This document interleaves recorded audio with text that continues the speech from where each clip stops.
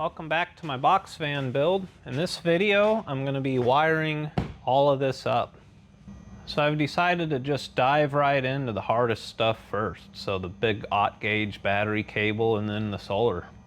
And before I mess with this cable that I bought, I'm going to go ahead and do some practice crimps on, I got some 4 gauge, just cheap amplifier wire, you know, for putting subs in your car. So I'm going to try a couple of crimps on this, kind of get the hang of this tool that I bought, and then I'm going to put the terminals on the components and then measure the exact distance between and then cut the wire, you know, that way.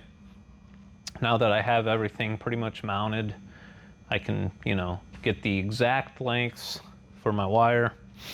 So I'm going to do battery cable first, from the batteries to the fuse to the shutoff to the bus bars. Step 1, make some practice crimps so I know what the heck I'm doing.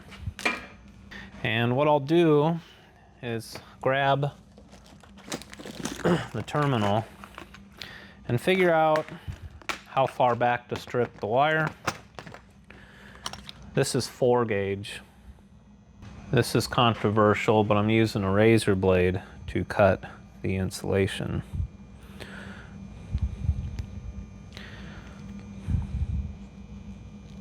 If you're careful, it's no big deal, you know. All right, so this is CCA. And if you look at it, it's copper. Let me see if I can get some light here for you. So it looks like copper, but if you look at the end of it, it's silver in the middle. So the wire itself is actually aluminum, but it's like dipped in a copper cladding, copper clad aluminum. And it's cheaper that way because copper's expensive, but it has a lower like temperature rating and amperage rating than real copper. So you have to, if you buy this stuff, you have to get bigger wire size according to the rating of this stuff. So just so you know, it's probably fine for little things, but if you're, for your main battery cable, I would suggest getting real copper cable, which is what I got, that welding cable. And then I've already talked about this, but if you get a wire with a good silicone jacket on it, it has a way higher temperature rating. So anyway, got to figure out my crimping tool. And I'm sure there were instructions, but they're gone. Basically, you turn these little dies in here, these anvils or whatever you want to call them, to the right size. So that's 2 or 4. Let's see if I switch it over. Will it be?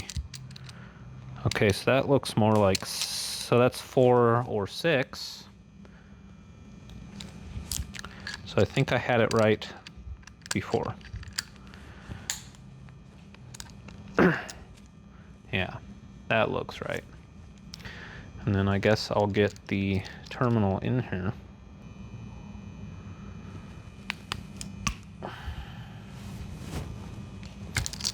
That definitely was not 4.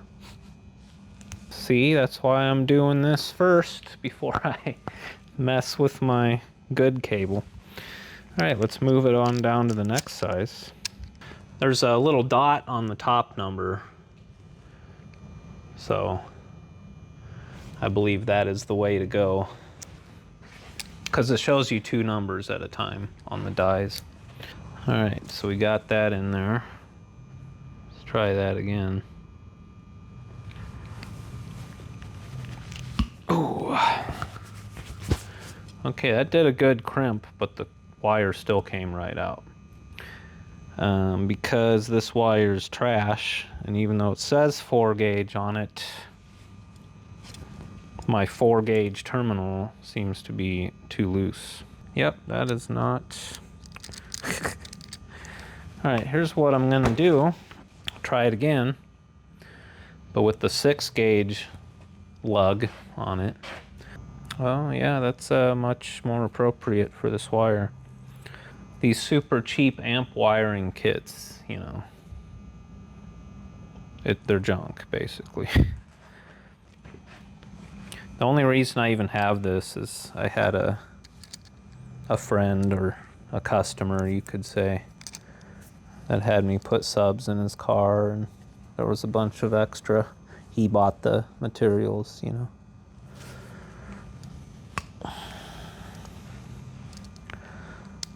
Oh, I need to change my dies on the crimper.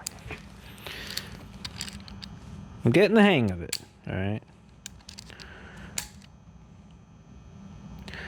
Okay, so now we got the 6-gauge die. We're gonna put the fraudulent, says it's 4, but it's really 6-gauge wire in here. Oh yeah, that felt good. Oh yeah, hey. Not too shabby. See? Kind of makes a little pinchy do on the... See, I wonder if you flip it around, do it twice, does that make any difference at all? No, it does not. Okay. That's a nice tight crimp. I'm trying to pull it apart. I'm sure if I tried hard enough I could, but yeah.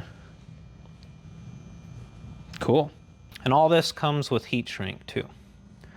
So when I make the actual real stuff, I'll put heat shrink on it. In red and black, of course. Like, I suppose this would be the correct size for, you know, I ain't gonna waste any on this. I'm just trying to figure out how to use this tool.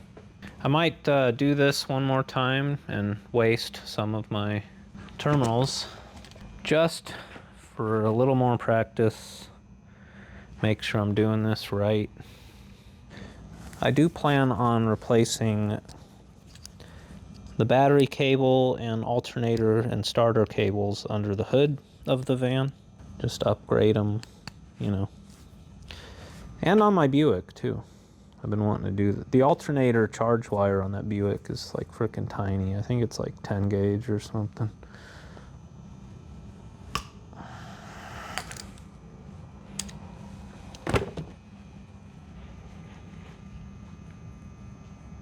That's pretty good. The question is, should I do a double crimp? Should I be doing it closer to the bottom or to the top of the terminal? I don't think that matters. I think just right in the middle is fine. Let's see what happens if I try to do a double, like one next to the other.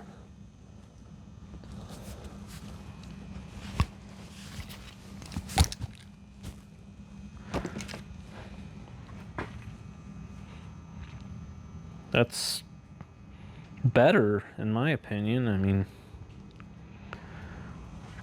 it's more solid. See, it kind of pinches it on the top, makes a little... All right, well, let's try some 1-0. Let's see how we do with that. I need 6 5/16ths, and then 2, 4, 6, 8, 10, 12. I need 14 3/8ths because, yeah, I definitely need to buy more of these. I'm probably not gonna get this all done today. That's just how it is. Unless I go buy some at Menards, because they do sell them there. So first, let's see if I even have enough 5/16 ones. What'd I say? I need 6. Okay, I have 6. I have 6 of each. So this is going to allow me to, so I need 2, 4, 6. I can hook up everything like basically to the shutoff, but not up to the bus bars for the 1 gauge, or for the aught gauge. So I can't make any practice crimps with this. So we're just gonna get right into it. I'm gonna get in the van, install these on the things, and then figure out my exact wire length and just kind of just go for it, you know. And if I screw one of these up, I will, you know, if I will remake them, because I cannot risk having any loose connections on this. So see you in the van. All right, so we're almost dealing with a GoPro on the head situation here, but so I actually kind of have a plan, believe it or not. Get the terminals on. Try not to short out my batteries. Kind of bring the wire up, mark it with the Sharpie for the length, cut it, put it back up here, and then draw lines on the terminal and the wire with the Sharpie to clock it. Because like if you have like a twist, like this one's gonna twist over to this one. And to get the cable to not have like unnecessary strain in it because it's such large wire, I will have those reference lines on there so I can crimp it on the right way, you know. 5/16 fits like perfectly on this too, by the way. One thing I'm figuring out right now is I might have to move my fuse over. These fuse holders being like double lug kind of makes them just way too big for what I'm doing here, you know. Like the mega fuse holders are just single stud, so they aren't freaking 8 inches long, you know what I mean? Because for me to get a piece of wire in here that's only a couple inches long, that'd be too much strain on like this little bolt for one. Because my idea for over here was to have a nice loop-de-loo, you know, going like that.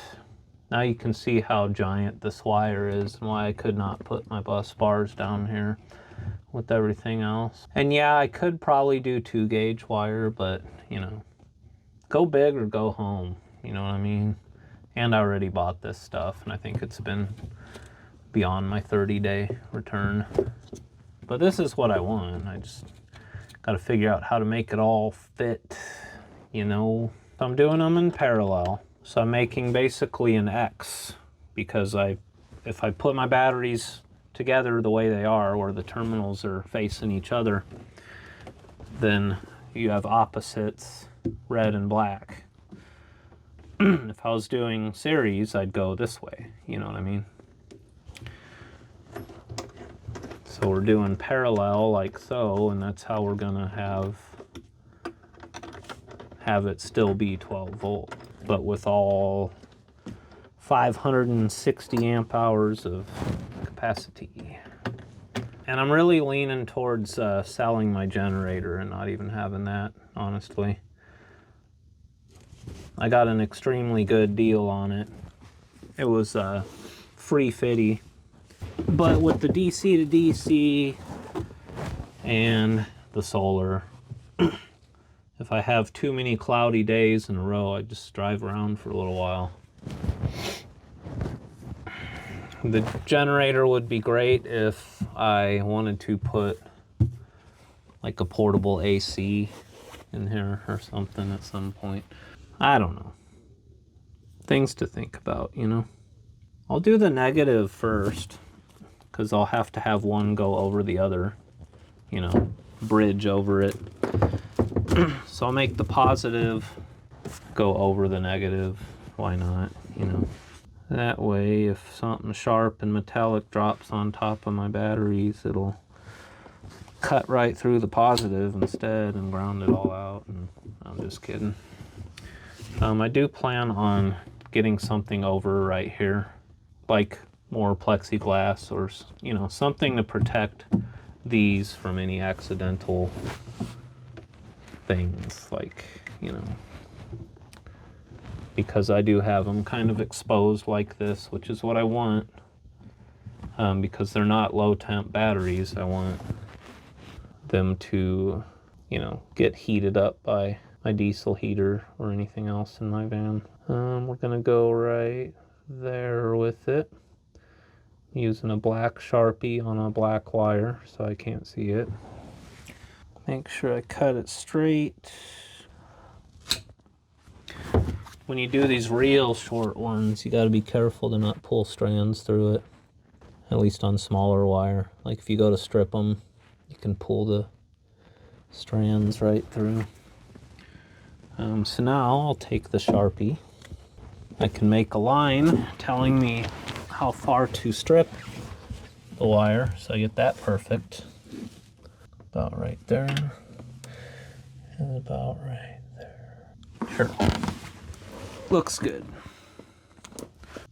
I'm gonna do the actual crimping and heat shrinking out there at my bench, but all of the fitting and cutting I'll do right here in the van. And you know what? Putting that lowered entry on the door is one of the best things I've done so far on this van. Really saves on the knees, you know what I mean? And if I ever could somehow afford to put a lift on this van, that would really be... Look at that. Pro. I have a Amazon list of everything that I've bought for the van. I bought all my power components from Lee Time's website, but I'll put them on the list too. And then if you guys are just curious about the stuff that I bought, like that crimping tool or whatever, if you need something similar, they're not affiliate links. I don't really care about getting money out of Amazon on your behalf, but I will put the link to that list in this video and on the description of the playlist for this van build. And you know, I can't recommend any of the stuff I bought. I'm buying a lot of sketchy stuff here, but you can at least like look up that crimper or whatever and this wire and stuff, and then find similar stuff. You know, Amazon tells you similar. All right, so this one's pretty straightforward. I really don't need to make reference marks, but since I'll be doing all my crimps out there, if I make reference marks, I'll be able to line them up both flat and nice. That's damn near perfect right there, by the way. Getting off to a good start. So I'm gonna wanna get, well, let's see. Does the heat shrink fit over the whole deal? Yes, okay. Sometimes you wanna get your heat shrink on first, especially with smaller things. But it looks like I can just go ahead and crimp and then slide the heat shrink right over the top. This does down to 8 gauge, actually, I figured out. I can crimp it all. All right, here we go. Barely any experience with my crimper, and I'm going right into the most important things first. All right, I got my Sharpie lines lined up. I don't know if you can see this or not. I'm using my Bally for the other hand.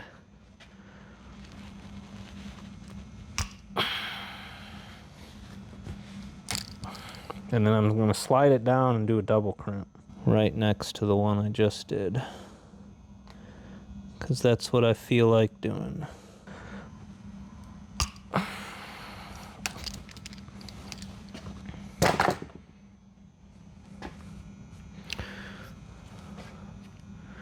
It's pretty good.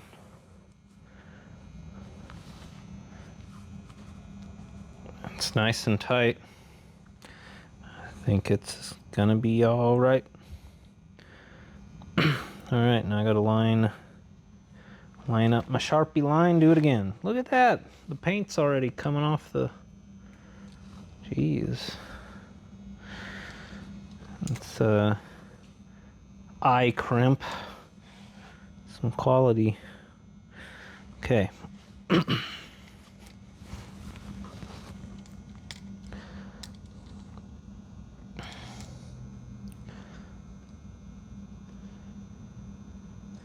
Okay, so I've got it pushed in, got my lines lined up. I've got the anvils just aft of where it like smashes into its flat shape, you know? That made no sense, but you can kind of see what I'm doing anyway.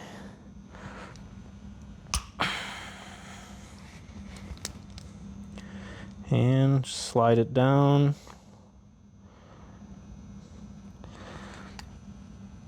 Do it again. There we go.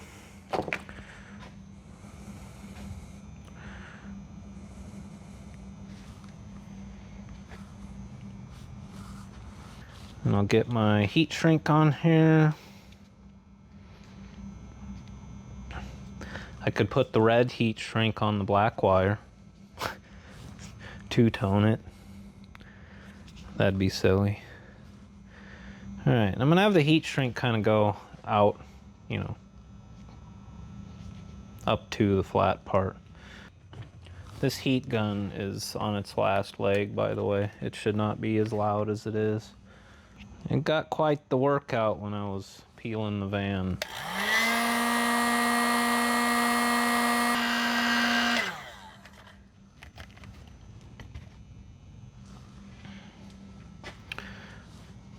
All right, we have our negative to join the two batteries, done. Check this out. I made a post about it, but my AC breaker panel now has a box. This is just a prototype.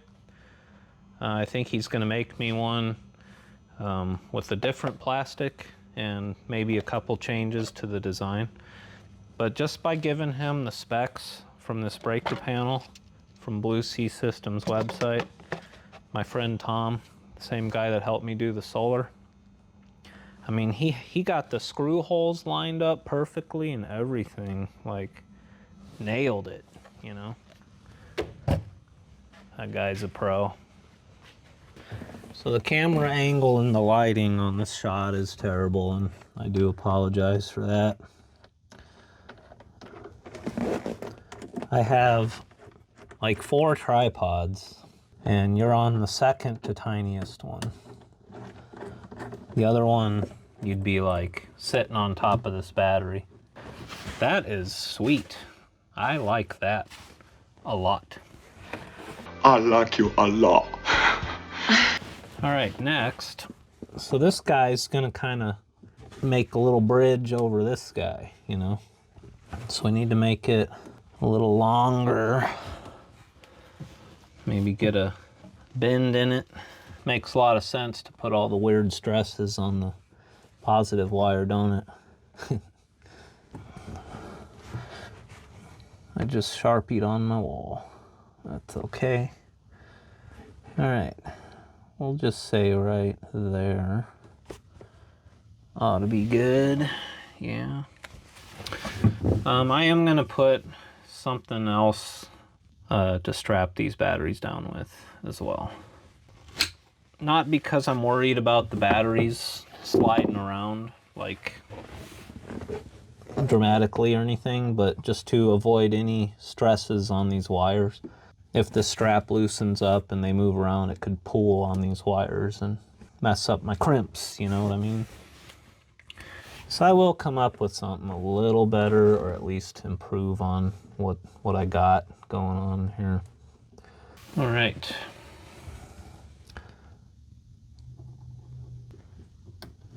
Bzzzt.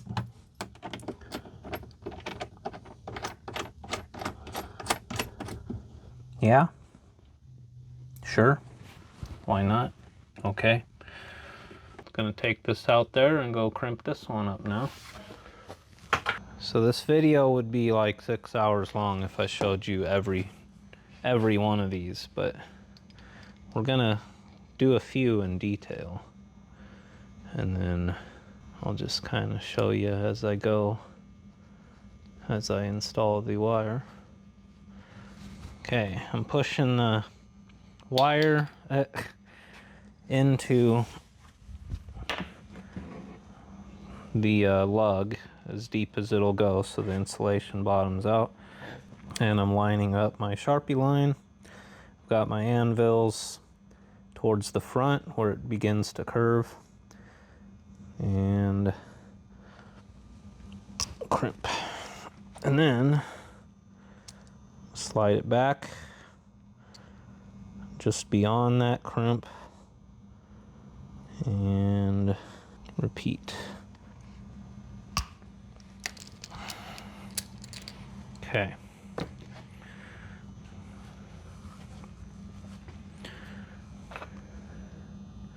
Same thing over here. And of course I'm being careful not to like bend the strands over. I got them in there nice and straight.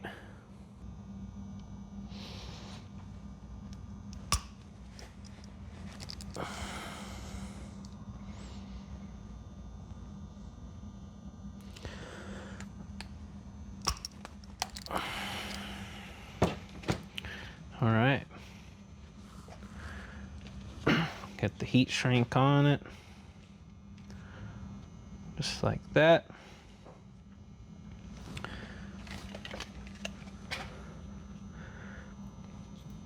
Bake at 375 for 20 minutes.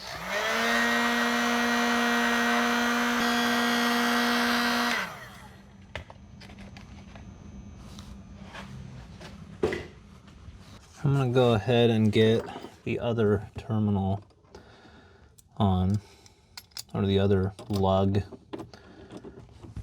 And obviously I'll be tightening these down with the socket when I'm done. Not too tight, but another thing I'll show you is after I tighten these, I'll draw a line. That way I can quickly visually look at them and see if the bolts have backed off at any point. They can loosen up just by contraction of the metal, but it'd be a quick, easy way to see if the bolt has moved. Because you want to always check your connections like this to make sure they're not coming loose on you, because that's how you get sparks and then heat.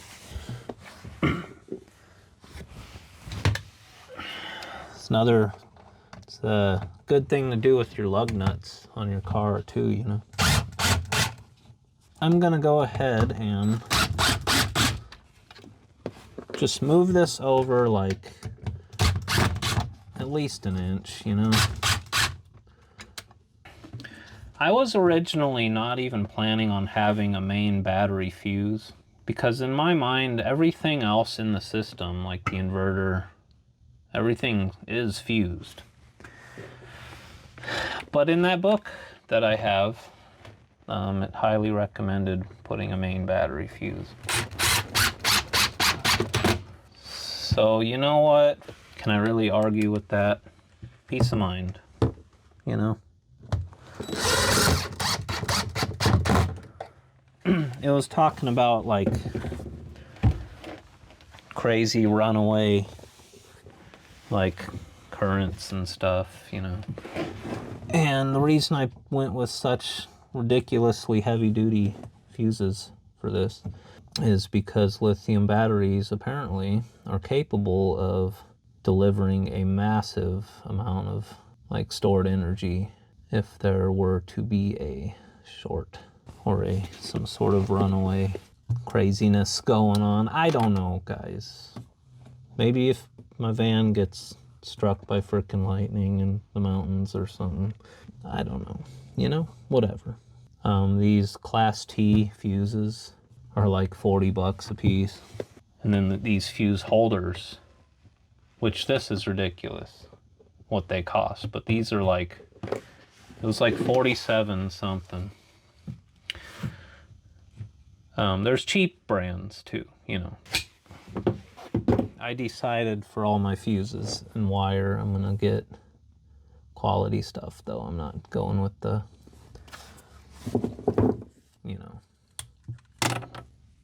So my little fuses for my solar, I bought Bussman brand, which is what I use at work for the heat pumps and stuff. I mean, it's been around since electricity's existed, that brand. This fuse holder does have, you can break these tabs off and then have the wire come like I could just go straight up and out with it. There. Okay, and I'll go crimp and heat shrink this. And I guess I'll show you that one last time, you know, just because. See, I feel like this is an important thing to like show people, you know, even though this is like my first time doing it.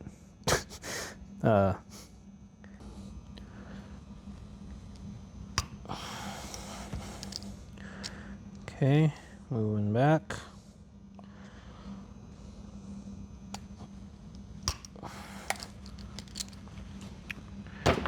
Very nice. Now you see why them Sharpie lines are so important, because they're clocked at not quite 90 degrees. All custom.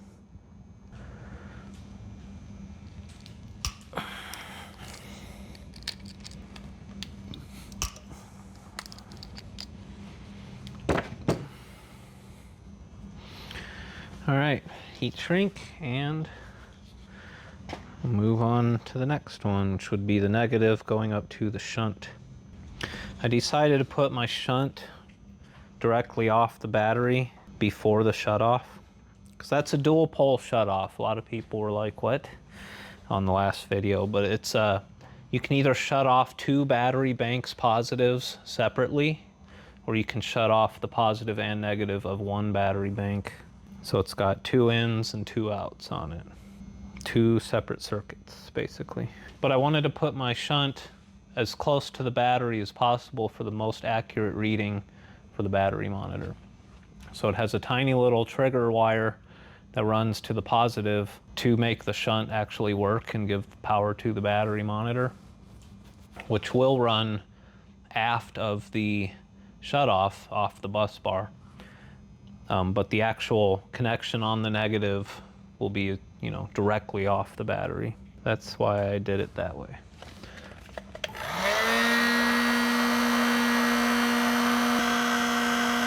I'm using the heat gun on its highest setting, and you have to keep moving around.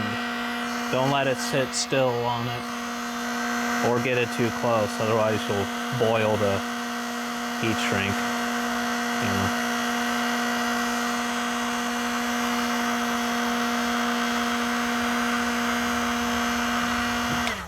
And I do not recommend using a blowtorch or a lighter for your heat shrink, you know.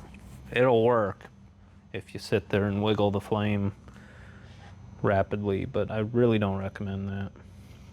So, there we go. Yep, just gotta be really careful with these battery terminals, you know. Don't put too much stress on them, don't cross thread them. If I break one of these, I gotta basically cut my battery open like that Will Prowse guy on YouTube to access the bottom of this terminal, which the wire under this cap in this battery is definitely probably not this thick. I don't know what gauge it is, but I doubt it's aught gauge, but you know, we'll do the best that we can on our side of the plastic. Okay, moving on up from the battery to the shunt. So this fuse has a cover. I intend on covering these somehow. This being exposed is not that big of an issue. My cat My cutie butts is a good girl. She won't mess with any of this under here. I don't got to worry about her chewing through wires or any of that.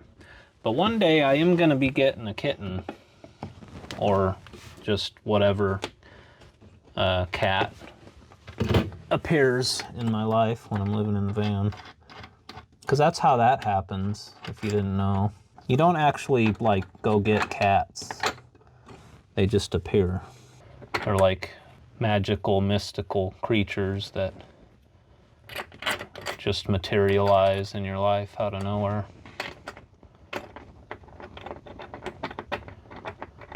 So one day I'll be living in this van and a cat will just happen. So I want to make it somewhat safe for, especially if it's a kitten, because they are curious little things. So I don't really want to move my shunt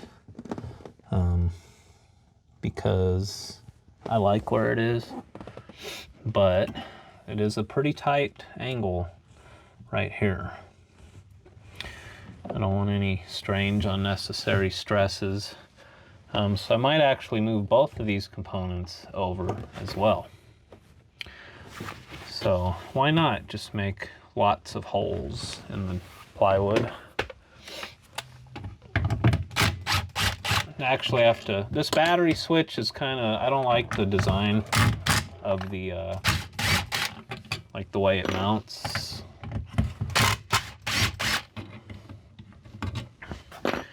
Because the screws go all the way through.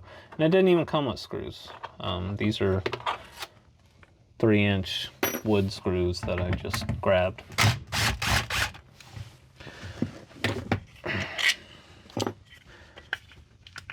See, I could screw this to the wall, I suppose, independently, but see, it's a dual shut-off, so you have 1, 1, 2, 2.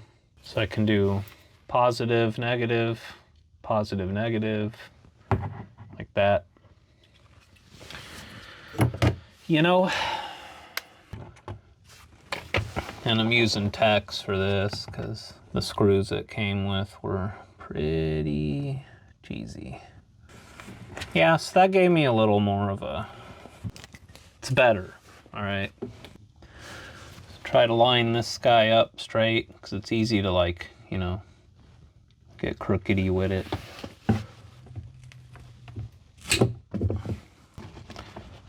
Okay. That's not too bad. There's kind of some stresses on it that I don't care for. Mainly due to this wire, actually. Let's just get this the hell out of our way, guys. You know? I'm gonna do the important things and then run our little circuits after we get this positioned. There, yeah. Now it's like not all strained and tight. Okay, okay. All right, I'm gonna go crimp this and I'll be right back. And we're back. All right. So, shunt side, battery side, I don't know. They're kind of the same, right? I believe this is battery side because it's hotter and that's the side that I did last. Oh yeah, that fits nice. That fits nice. I like it. So an hour later we have cableage from the batteries to the first two components. Now we got to go from the shunt and the fuse up to this disconnect, and that's all I got for these 1/0 gauge lugs. And then I think what I'll do next is go up to the solar. So I will buy more of these on Amazon tonight instead of going to Menards because I'm sick of going places. whatever materials I got, I can work with. So there's a 1-1 and a 2-2, and I think it doesn't matter. I could go in on the 2s and out on the 1s. But what I can do to make sure I'm doing this right is grab my multimeter, check continuity between with the switch off and then on. So I'm gonna do that real quick. So you can just do horseshoe, you know, your ohms. And then if it reads infinity, it's open. And then if you get a reading, or I have continuity mode, which just checks. It's like a quick, easy way to check if a fuse is blown or something. If it beeps, it's good. So, with the switch off, nothing should be touching each other. I should get no beeps. Yeah. And then with the switch on, 1 and 1 should not touch. They do. Okay. Or yeah, they should. 1 and 2 should not touch. Okay. Yeah. And 2 and 2 should touch. Yep. And 1 and 1 should touch. Yeah. So it's exactly how I thought. I have a UEI multimeter. They're cheap and really good. But there's like Fluke and Field Piece and Greenlee and all that crap. But I really like that meter. I'm gonna mount the switch at an angle. I don't like it, but that's what we're doing. Because I think that would be a little smarter for...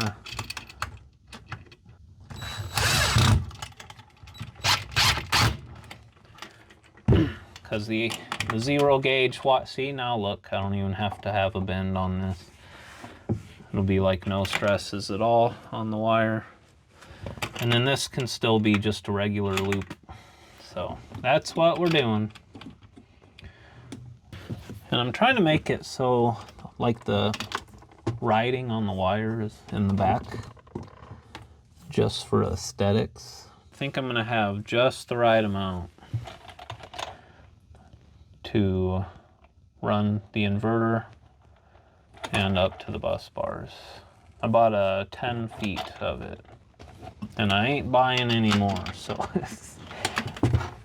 what I'll do is I'll run up to the bus bars and then do the inverter.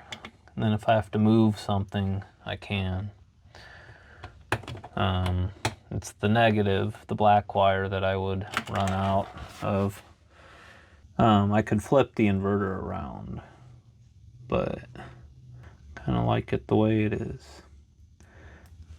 Actually flipping it around would make a lot more sense because the AC stuff is on this side and that's kind of how I have it over there.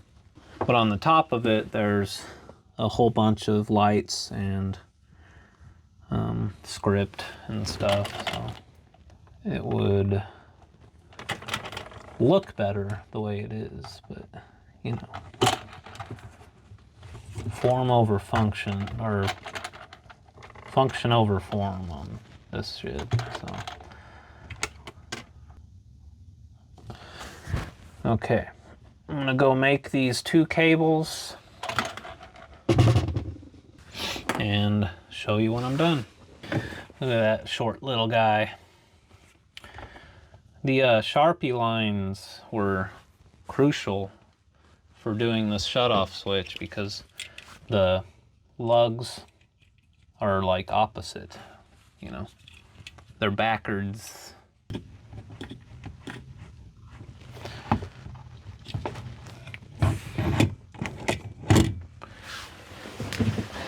And then we got this guy, see, they're complete opposites.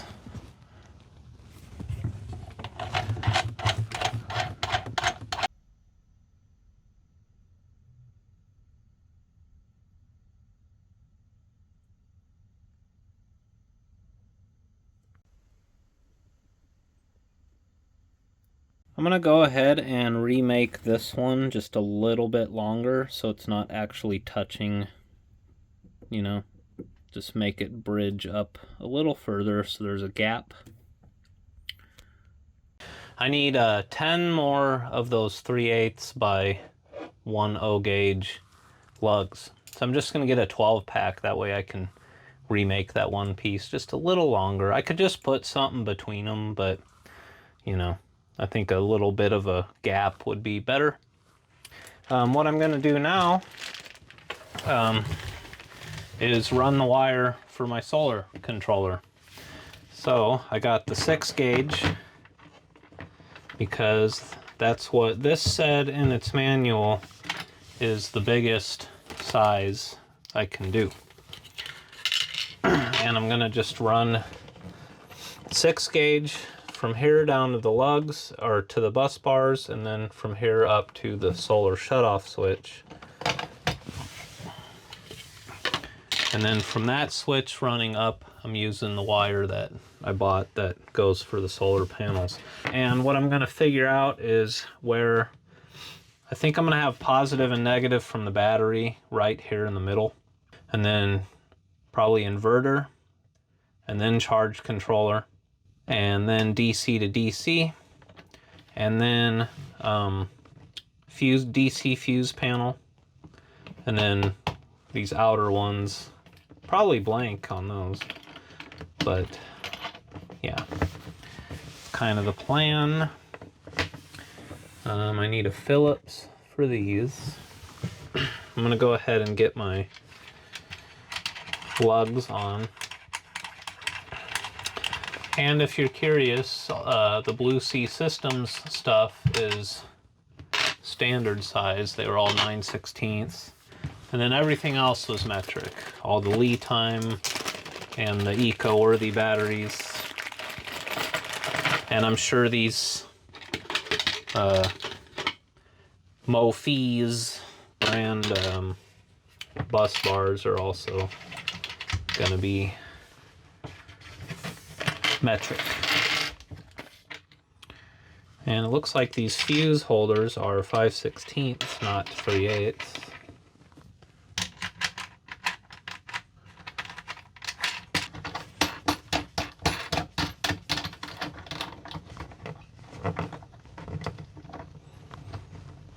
And now that I'm using a smaller gauge wire, this is going to be way easier to work with.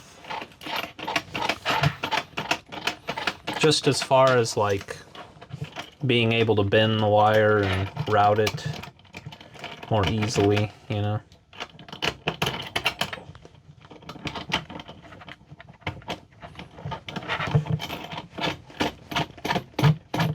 Alright, so we've got negative here, which can run literally straight down. It almost lines up perfectly. So we'll just do that first.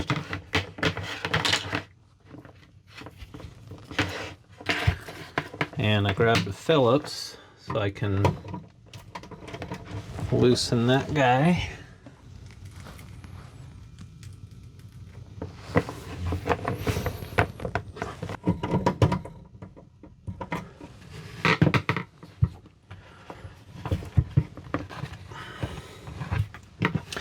So now I'm going to figure out how to mount them to the wall. Alright, so I got these coaxial staples, and I plan on using these for my Ethernet, and maybe this if it'll fit. Otherwise I have, oh, that is like perfect. Ha! That is like it was made for it. Heck yeah. Alright. Yeah, because that'll look better than, I have 3/8 single hole straps as well. Them same black straps that, perfect. Heck yeah. Alright, so I'm going to make it like a little long to account for just having it like move down and clamp onto the plywood neatly. And I don't really need to make a Sharpie reference line because I can just put it into this lug any way that I want, you know. So I'm gonna make it about this long. There we go.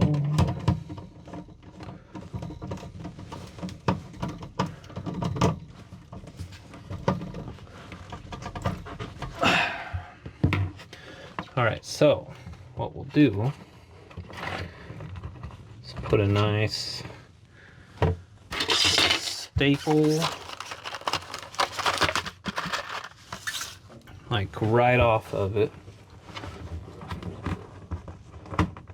Right there or something. Hit my finger with the hammer.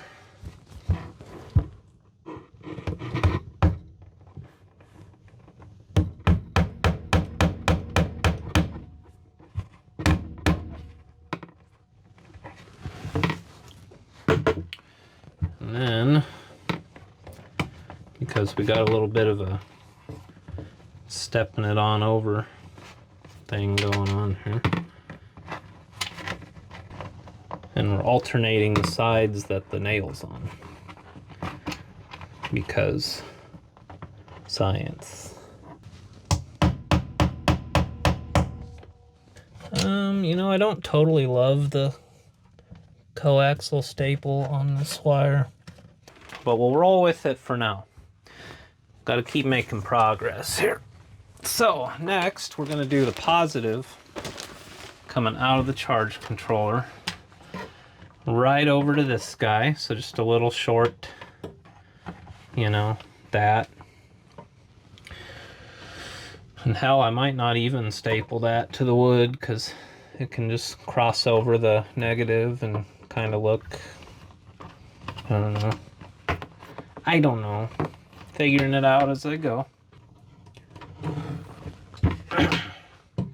The charge controller says to hook up the load before the solar.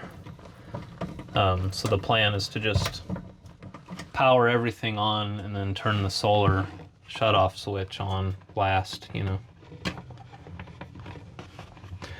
Alright, so this, yeah, I'm not going to staple it. I'm just going to run it straight into its fuse, because both components sit, you know, stand off of the wood, and it's such a short wire right here that right here I'll probably get a staple in it, you know. At the moment though, I'm pretty happy that I got my bus bars up here rather than down below. Gonna crimp and heat shrink this little guy and then put one here. And then we'll start working our way up to the solar shut-off switch. And then I am going to order them lugs on Amazon and measure my batteries just to see. Like, I'll measure the width of the batteries and then just see if there's any battery hold downs. See if I can make anything better than a ratchet strap, you know. The problem with that is it's on that fender. There's no, I can't.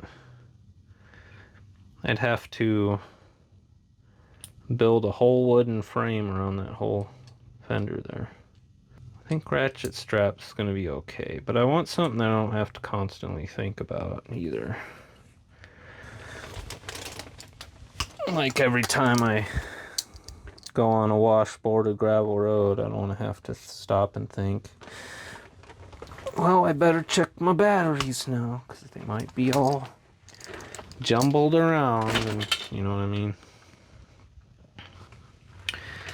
Alright, I'll be right back.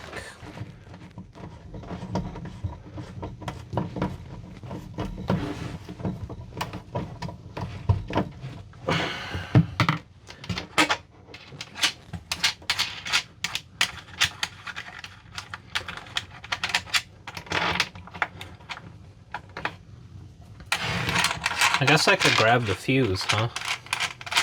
This is a 80 amp busman fuse. It's like a question mark, you know, for questionable electrical system. I'll go ahead and crimp this and then figure out my exact, because I'm gonna staple this to the wall. And the reason I'm not using both hands and I'm propping it against my body is because I want to push the wire into the lug as I'm doing it, so it doesn't back out, you know.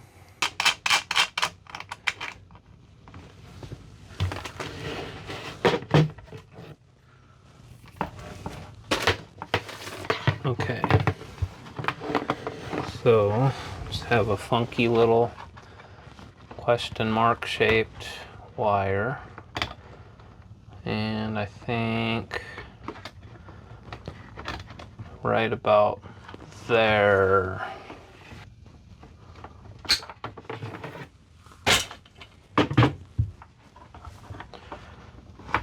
Way too long. Perfect. I mean, if I went out to one of these other studs on the bus bar, I could just not have a question mark shape. But I'm doing it my way. And I like it.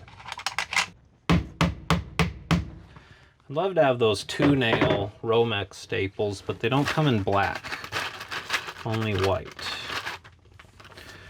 Really, that looks kind of good without a second staple on it.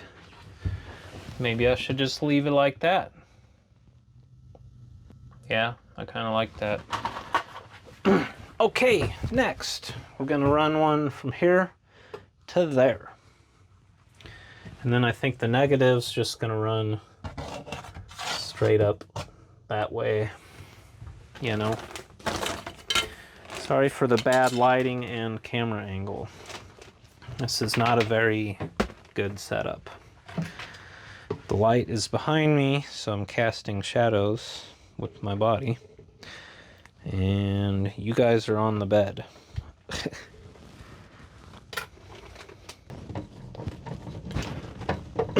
This third set of lugs here is so you can run a load directly off the charge controller, like without even having a battery. Which is, you know, neat, but not really applicable for me.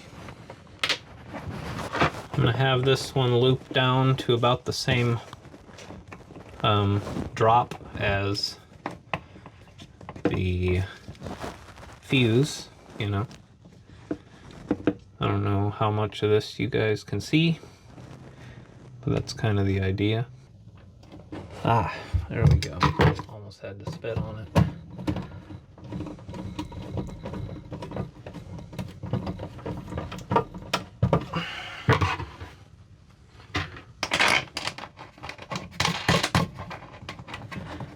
There we go.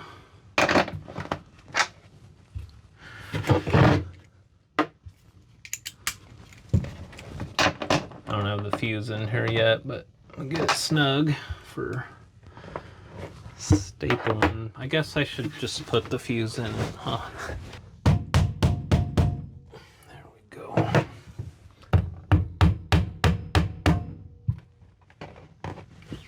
All right. I will see you guys in like 0.5 seconds, but it will be my like Monday afternoon.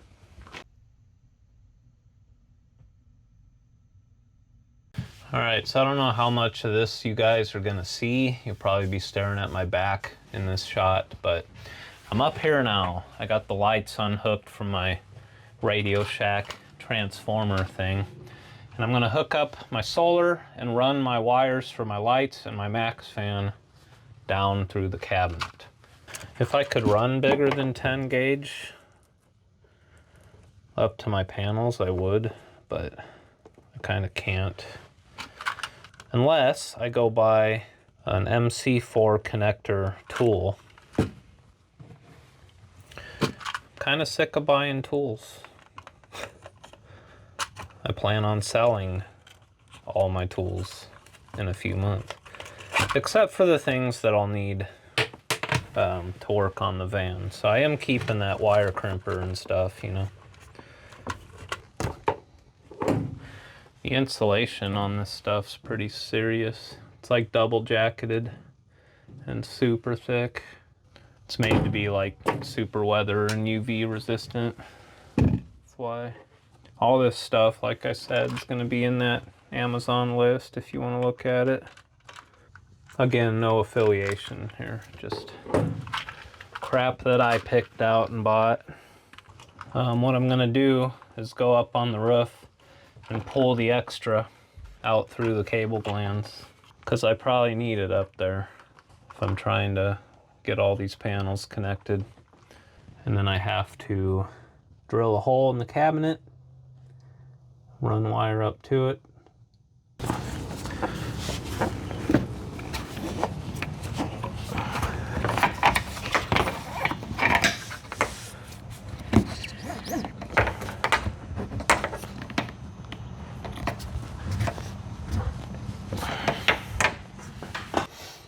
Is just go ahead and drill a hole. I can just eyeball it, you know.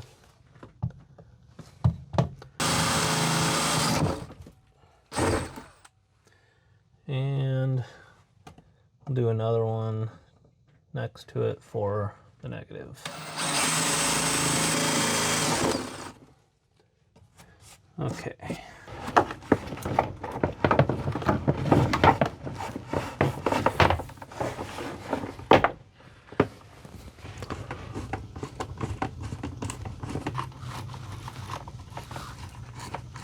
Now, I'll mount this and I'll trim the carpet.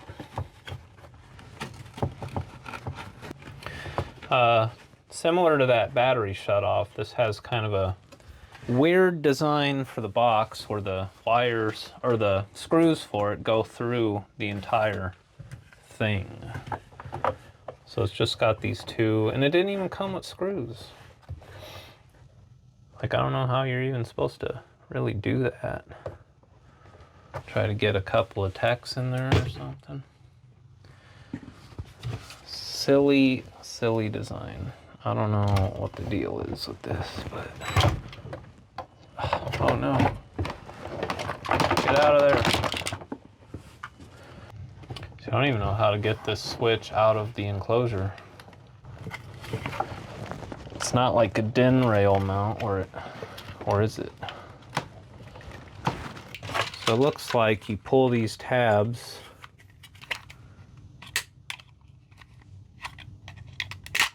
There we go. It is like a DIN rail mount, and you pull these tabs to remove the switch. Okay. Smart. Now I can mount the box to the wall. And then I'll just install the wires on the switch and get on with my life. Okay, sweet. Well, this just makes everything easier, don't it? They do have DC circuit breakers that look just like this. I don't know if you guys can even see what's going on here, but... And if you figure out an enclosure, like a box to mount the rail that they clip onto in, then you can do that instead of fuses and stuff, you know.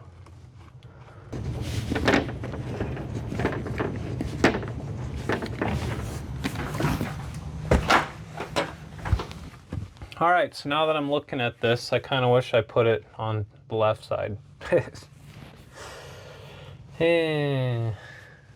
But that would require me to pull that whole switch back out, remount the box.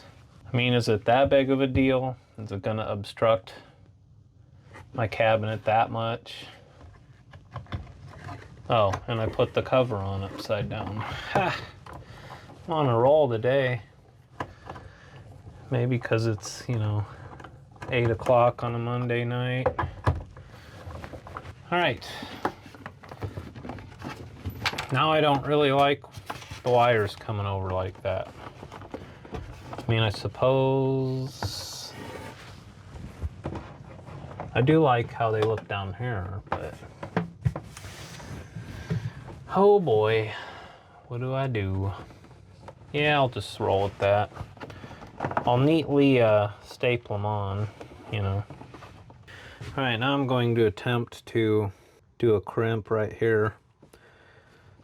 Just got to make sure the wire stays in. Oh yeah, perfect. Heck yeah.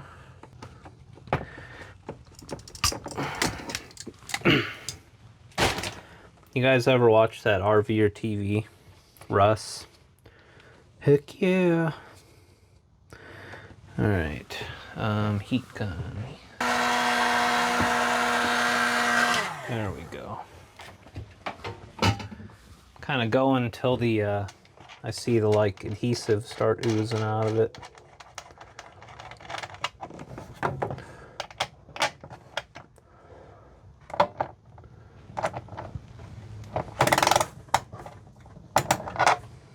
Okay. Now I'm gonna staple that all pretty like. And then I'm gonna run the negative just to the side of it and then into the controller.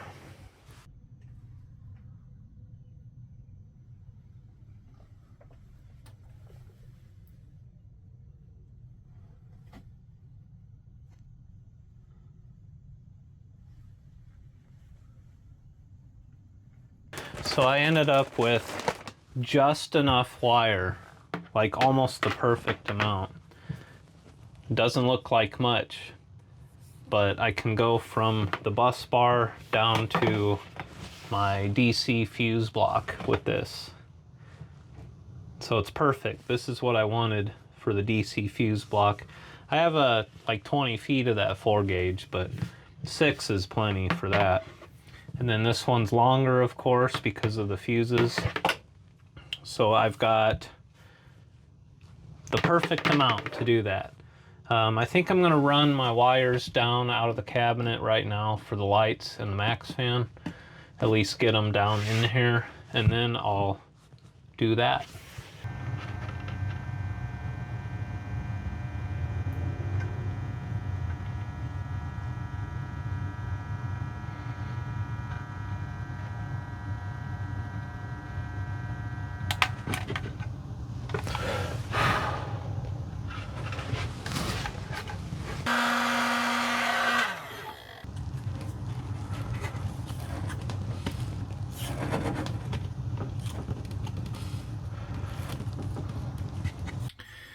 All right, with the exception of the security cameras, I have the cabinet wired. I may or may not put some split loom on all of this to protect it. And I taped the wire up here just to kind of give it a neat appearance.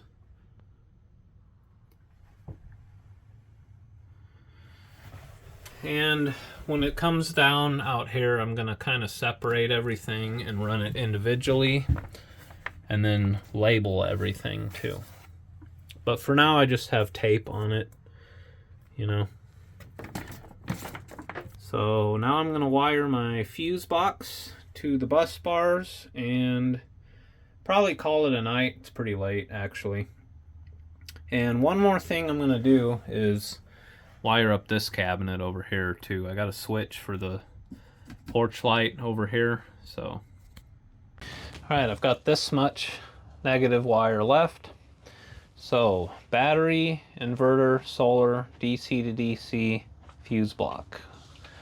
I'm gonna put this right here. And it's actually longer than I need, unless I decide to move my fuse panel, but I kind of like where it is.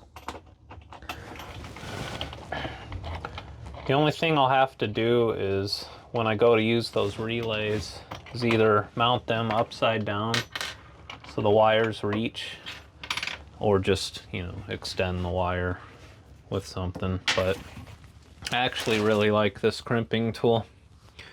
It does a really good job.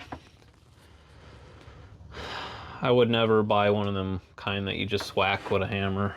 That seems barbaric, you know.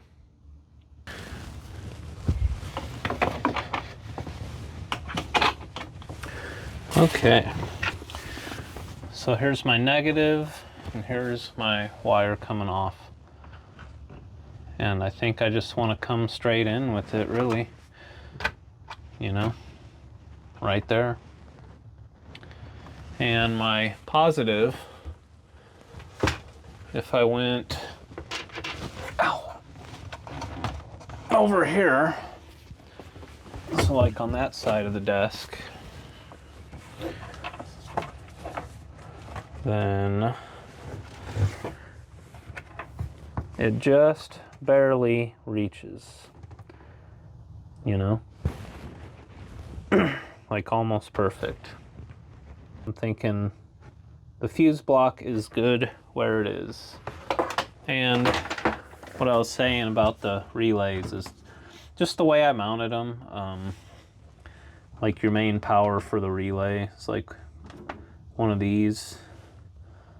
The wire would kind of barely reach, but if I mounted them upside down, they would. So that's kind of the plan, is just to take all of these and reverse. I mean, I like the way they look hanging, but you know, if I put the relays up here and put the fuse block down here, then these wouldn't reach, and you know, that's more important. So this is just a teeny tiny little guy, and I have those, well, I have that pack of crimp connections, but they only do 10 gauge. This is 6. But I do have 1/4 inch crimp on connectors for 6 gauge. So I'm gonna go grab one of them real quick, and then we'll draw a line and cut it. Okay, this is total overkill. That's gonna be an issue.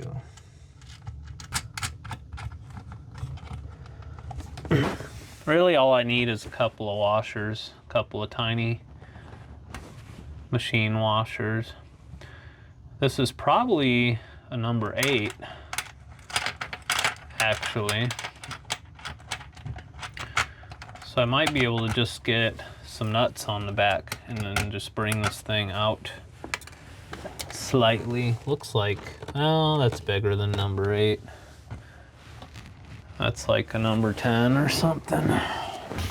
All right, I got a pack of SAE number 10 washers. And I got a little number 10 nut too, but I can already tell it's the wrong thread. This is a coarse thread. I mean, the nut is a coarse thread. This is a fine thread screw. That's all we gotta do. And those are too big as well.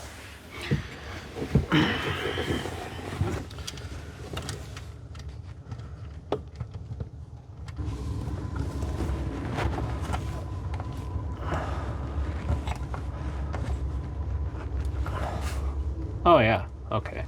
Yeah, it'll be fine. It's fine. Nothing sketchy about this at all, okay? I'm serious. It's fine. Where's my Sharpie? We got trains. That means it is after 9 o'clock. Okay. Crimp it, heat shrink it, and then we'll do the positive. All right, so I got this on the bus bar, and I'm kind of just playing around with ways to route it. And I'm almost thinking like this. I don't know if you can see that, but I kind of like the way that looks. I mean, yeah, it's busy under here. So I think I'm gonna have the inverter's negative run up straight up here. And then the positive for it's gonna come over and run up there. Like bloop. And let me look at my fuse. So we have like, it's supposed to come out straight out the bottom. So having it go this way is gonna be, I would have to modify the plastic. My other option is to, I mean, that looks like shit, you know. That is not pretty. I guess I could do it like that and have the terminal be at an angle. Yeah, that might be all right. Now we're really running into that inverter fuse though.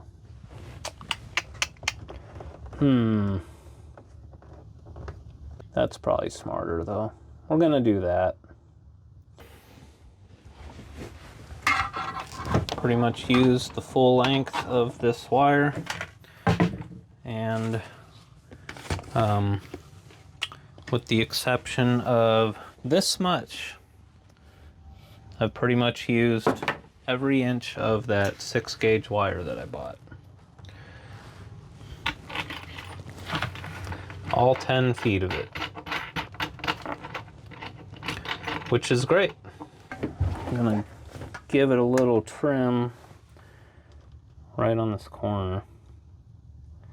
Hopefully the dikes can do it.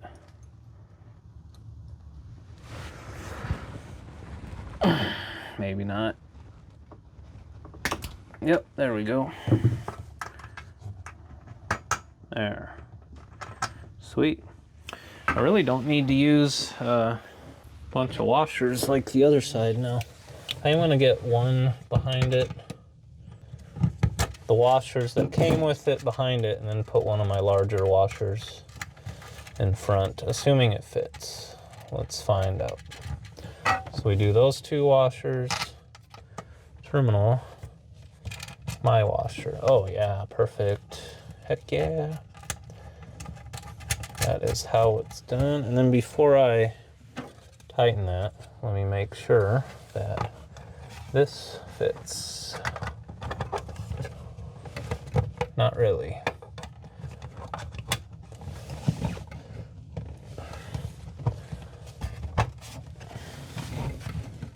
Okay, I'm gonna modify this cover just a little. We're just gonna give it a little haircut here.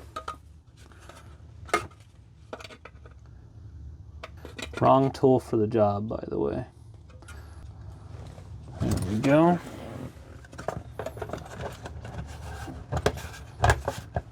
Look at that. Perfect. Okay. Tighten this up using also the wrong tool for the job.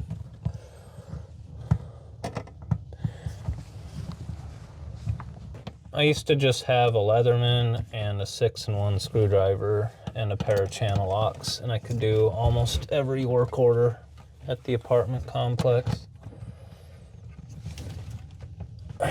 For anything more serious, I'd, you know, have to go get the DeWalt drill or something, but all right, now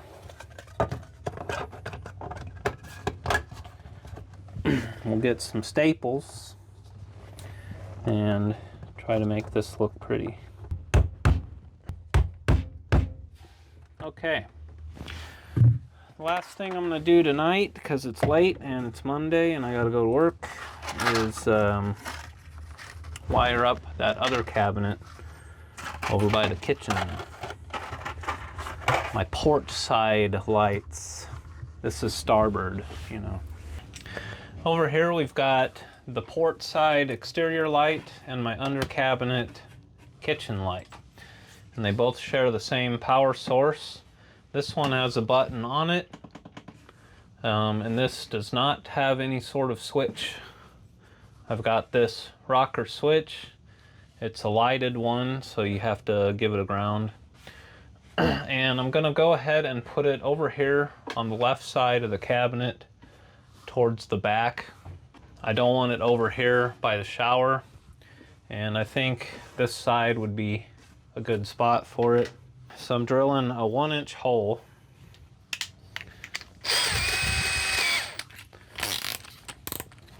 And what I'm going to do is start it in the back and then flip over to the front just to kind of locate it.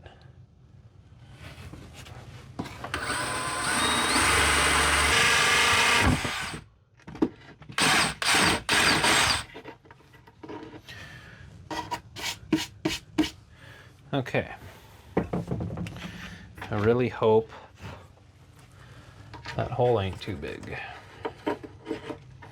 Oh no, it's perfect. Perfect. All right, so looking at this switch, we got, I think the middle is going to be power in. That's pretty obvious. And then power out is gonna go to this guy, and it doesn't reach. Perfect. And all three things need a ground. So, and you know what? This video is really, really long, so I'm gonna show you when I'm done in like 2 seconds. All right, this turned into a whole combination of things. I was just kind of having fun. So over here, we're soldered, running over. Up here, we're soldered, running over with foil tape. That's gonna go under the carpet. Then we come over to the side, to the switch. I've got crimp on, basically wire nuts, but they're crimp style with heat shrink for all the grounds. And then the three things, the switch, and then the front light, and then the power coming in, and then the power coming out of the switch. I have a little crimp on butt connector that heat shrinks as well. And then I stapled them to the wall, and then I'm gonna put a piece of foil tape, I think, on that and that. But just trying a bunch of different things just for fun.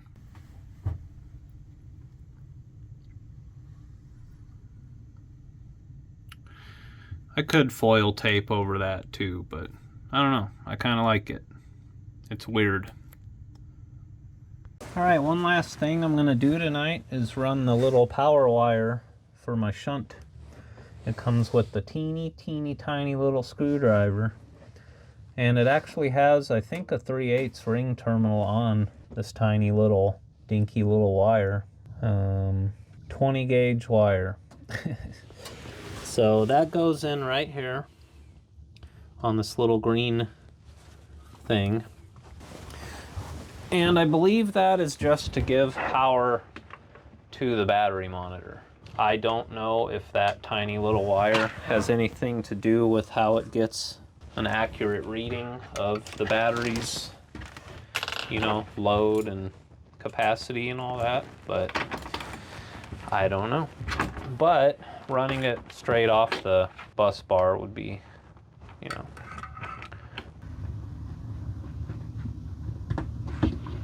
Teeny tiny little wire. You know what? I'm gonna run it over here.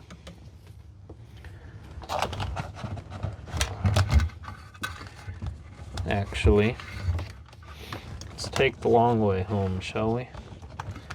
And then we'll run it up with the fuse block wire. And then I'll zip tie it. I do have much smaller zip ties than this. I just choose not to use them. I don't know. This is obviously overkill for this little guy, but everything I'm doing is overkill, guys. I'm really enjoying wiring this fan though. This is fun for me. I've been wanting to get to this stage of the build for like this whole time, pretty much. I ain't even halfway through wiring this thing yet either. I'm definitely not gonna be able to get it all in one video either, you know. I think I've mentioned that.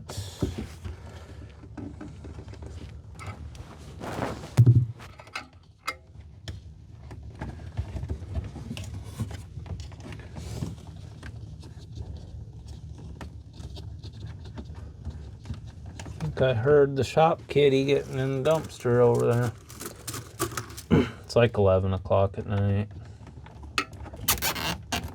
I'm happy the little guy made it through the winter. See, we got these little screws everywhere. That's for running small ring terminals. All right, I got this tiny little ring terminal. Much better. Much more appropriate for the job.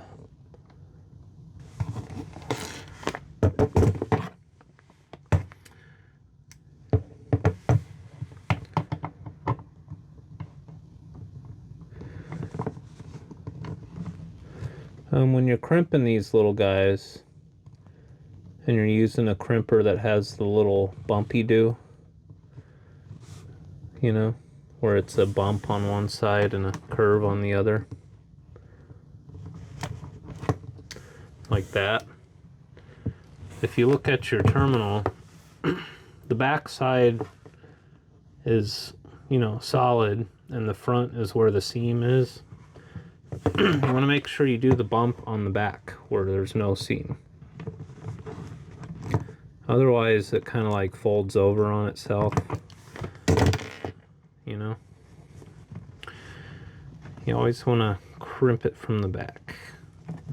And a lot of times I use the one that doesn't have the bump. It'll say like it's for insulated terminals and stuff, where it just kind of smushes it.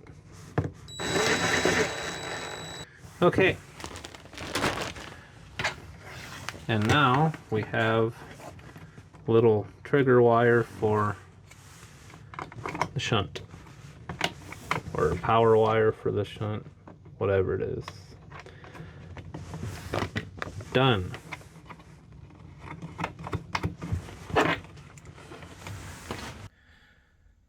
I made one pretty significant mistake in this video, and I want to share it with you.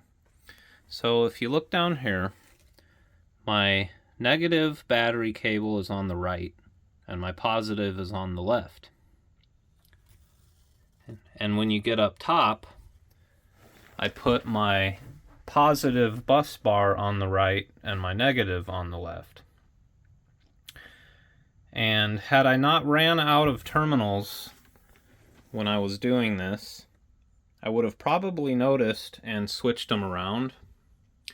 But I kept working that night and wired up all my solar and used up all of that wire and my fuse panel too, you know. And the only way to switch those around now would be to reconfigure all of my 6-gauge wire and then probably end up buying more. So it's not that big of a deal because, you know, for every problem there's a solution. What I did is I put this connector on the other way around, so it puts the negative wire closer to the wall. And then I notched out this piece of wood here. So now they're not actually touching each other. But from a design standpoint, it would have made a lot more sense to have my negative bus bar on the right. But you know what? It's not that big of a deal, and it's going to work just fine. And I kind of like having the negative bus bar on the left because I can run all of my grounds from those switches over to it easily. But you know what?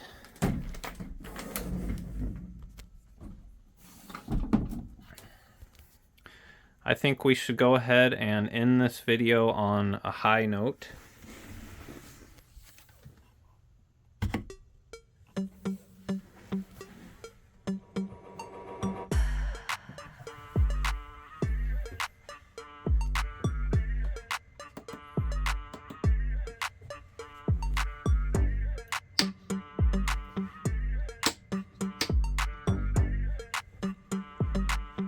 We have power.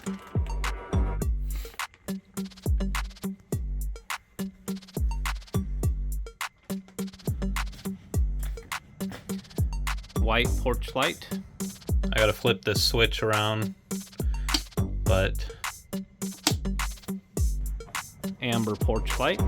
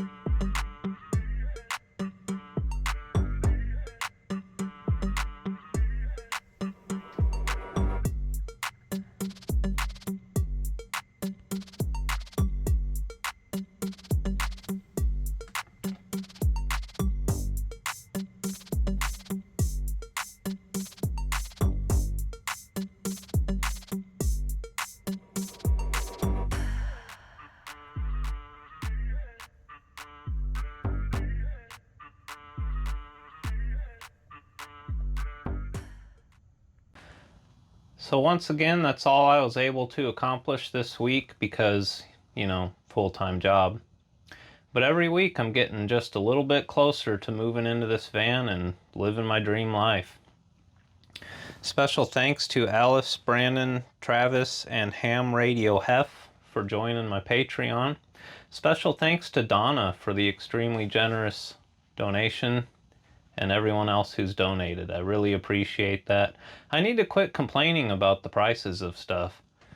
You know what? When I got 22,000 people tuning in every week to watch my videos and supporting me and cheering me on, I got nothing to complain about. I really appreciate you guys for watching. Next week, I'm going to be wiring up these solar panels and my inverter and everything on this plexiglass here, so stay tuned to see this thing really come alive. Thanks for watching. Have a great week. See you guys next time.